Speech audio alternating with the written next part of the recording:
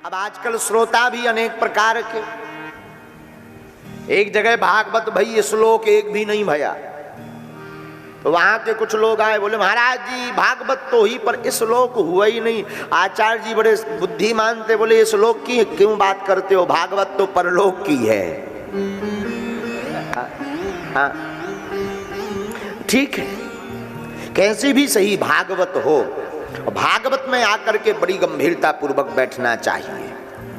भगवान की कथा में आरती के पहले आ जाओ, आरती के बाद जाना चाहिए। ये कल्प वृक्ष है भागवत। जो कहा जाए उसे सिर्फ सुनो मत, जीवन में चरितार्थ करने का संपूर्ण प्रयत्न करो। अरे हम कहते भैया आई गए सोई जय जय। हाँ आजकल यहीं अशोकनगर में हमारा एक चेला रह रहा है, चंगीलाल। बहुत ऊंचा आदमी है, हमारा चेला है चंगीलाल, यहीं अशोकनगर में रह रहा है। मकान नंबर कल बताएंगे, यहीं रहता। चंगीलाल की लोगाई मुन्नी बाई। चंगीलाल ने आज तक भागवत नहीं सुनी। लोगाई ने एक बार गाली गलौज करके कहा कम से कम पुण्य धर्म करो, धर्मात्मा बनो, कथा सुन के जाओ जाओ, बुद्धि ठिकाने लगे। मर जाने, जिंदगी भर कमाई कमाई कमाई कमाई कर रहे, नरक जाओगे नरक। ये भी रोज हैरान, अरे यार ये पूजा पाठ हमारी बस की नहीं है, तुम ही करो। अरे भाई मानो, जाओ उठो। जब नहीं मानी लोग आई, रोज चें पे घर में हो गए। एक बार ये भागवत में धोखे धंधे से पहुंच ही गया।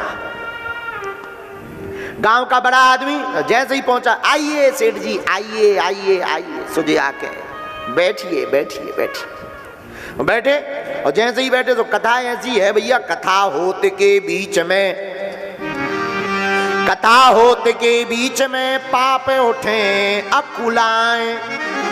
जैसे ही कथा होती है तो पाप भीतर बारे जागते हैं। कथा होत के बीच में पाप उठे अकुलाएं, या सोवे या लड़ पड़े या उठकर भग जाएं।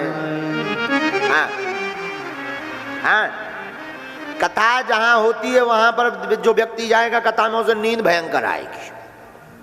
और आदमी भी ऐसा बढ़िया, अच्छा व्यवस्था भी होती है बढ़िया, पंखा लगो, टेंट लगो, एलईडी लगी, मध्यम मध्यम संगीत बज रहा हो, फिर तो आनंद क्या कहना, गद्दा डरे नेचे बढ़िया, फिर तो नींद आती है।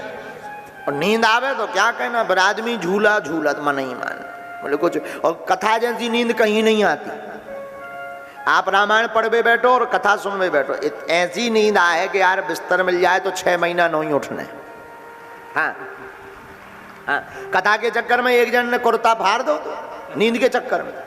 हाँ, एक जन ऐसे ही, और चंगीलाल को भैया मंगीला, वो भी कथा सुनने को, दुकान थी कपड़ों की दुकान, कथा सुनने गया।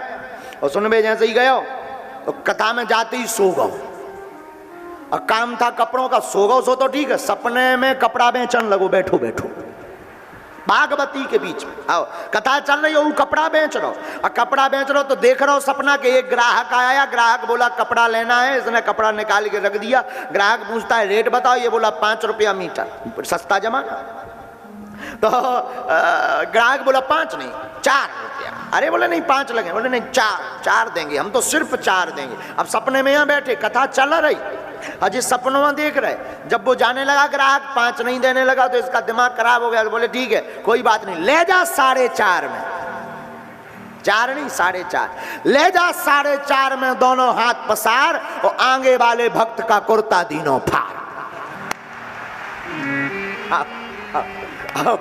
आओ ले जा 4.5 में। तो सपने में तो बैठे ही थे, तो सपने में बैठे बैठे बैठे इनके जान हम दुकान पे बैठे, सो कपड़ा पकड़ा, सो कपड़ा सामू वाले को कुर्ता पकड़ में आ गो। अजय सपने में तो हंसे ही थे। इनने लाओ तो 2 ही पल्ला लाया, बोले ले जा दोनों हाथ पसार। अब बीच से फट गो, पूरी जेबे कट गई, ऊपर लो पहुंच गए। एक तरफ की अलग फैशन बन गई बम्बई वाली। जब सामने वाले भक्त ने 4 चांटा मारे, जब जो नींद से बाहर आए, बोले क्या हो गया क्या हो गया, मार क्यों रहे हो? अरे बोले तो 500 को नुकसान कर दो। अरे बोले तुम्हारी मार के चक्कर में हमारा ग्राहक और भक्का। तुम अपनो कुर्ता दिखाओ, पर हमारा ग्राहक और चलो गाओ। बोले तुम्हारे ग्राहक के चक्कर में हमारा कुर्ता भी फट गाओ। कथा के बीच में पाप अकुलाते हैं। तो चंगीलाल कथा में आया तो कथा में आते ही गांव वालों ने कहा आइए आइए बैठिए बैठिए सेठ जी, बैठिए बैठिए सेठ जी। इनको ऐसी नींद आई कि पूरी कथा हो गई। जब बगल वाले ने जगाओ कि आरती हो रही, आरती, सो जी जगे, और जगे सो सब फिर बोले अब जाइए।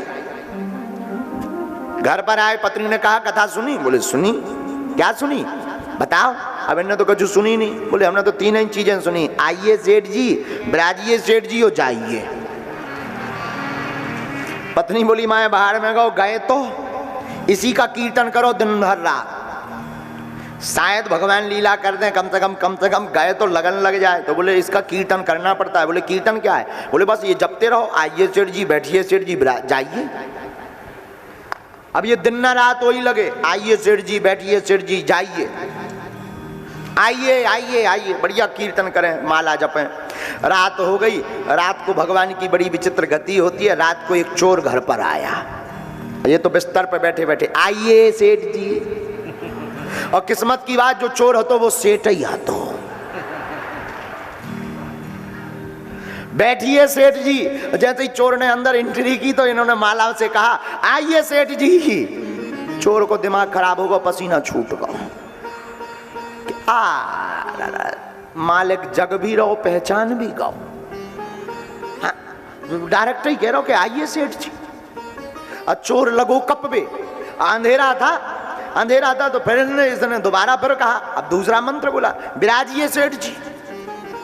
तो चोर को दिमाग खराब कि अब भागते तो बनता नहीं है, पहचान गए हैं, सुबह जी राजा को और कहेंगे, फांसी और लगेगी, सो बैठे ही गो नीचे चरणन में।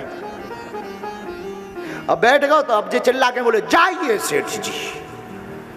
चोर को लगो नाराज हो गए, शायद अब कल ने दुर्गतिया करवाना। सो चोर पांव पकड़ के रहेगा, अब माफ कर दो, हमें माफ कर दो। जी बोले अरे भैया लाइट जलाओ, कोई आ गया। लाइट जलाई। पत्नी बोली क्या हुआ? अरे देखो कोई आ गया। जब देखो तो सामने एक टैया चोर बैठो रहा है। तुम कौन? उसने बताया हम चोरी करने आए थे, ऐसी ऐसी बात है। आपने कहा आइए सेठ जी, बैठिए सेठ जी, तो हमें लगा आप पहचान गए। सेठ जी बोले अब तो हम पहचान गए। चोर पकड़ा गया। पत्नी भी बड़ी बुद्धिमान थी। पत्नी बोली देखिए यह करामात है भगवान की कथा की। एक दिन गए और चोर पकड़ा गया। अगर तुम हर दिन कथा में जाओ तो मन के भीतर जो काम क्रोध रूपी चोर बैठे हैं वो भी एक दिन पकड़े जाएंगे और भगवान का सार प्राप्त हो जाएगा। बोले ये तो बाहर के चोर हैं, भीतर भी चोर बैठे हैं। काम रूपी चोर, क्रोध रूपी चोर, ईर्षा रूपी चोर, पाप रूपी चोर, वासना के चोर भीतर छिपे बैठे हैं। और जो कथा में आकर के कथा सुनता है, विराजता है और कथा से पर भगवान का नाम लेता हुआ घर जाता, तो बोले बाहर का चोर भी पकड़ा गया और भीतर के चोर भी पकड़ जाते हैं।